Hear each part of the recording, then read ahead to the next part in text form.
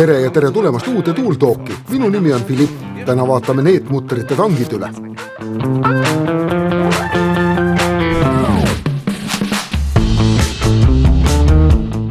Enne kui ma sulle näitan, kuidas see töötab, jäta palun like ja telli see kanal.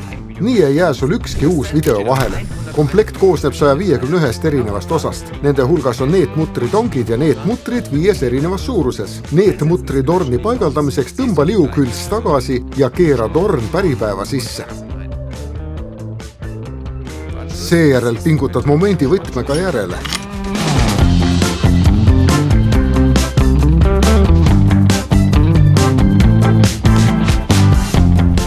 Needimutri paigaldamiseks avad tangid, keerad needimutri peale, sisestad selle auku ja surud tangid ettevaatlikult uuesti kokku.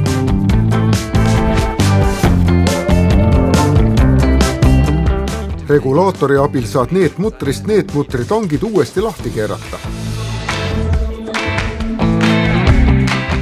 Kui neetmutrid on kinnitatud, saad kruvi sisse keerata.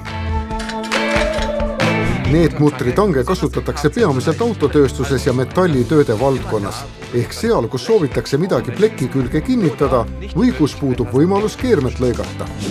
Millise projekti puhul kasutad neetmutri tange? Kirjuta see kommentaaridesse ja hakka lihtsalt pihta. Tee seda ise.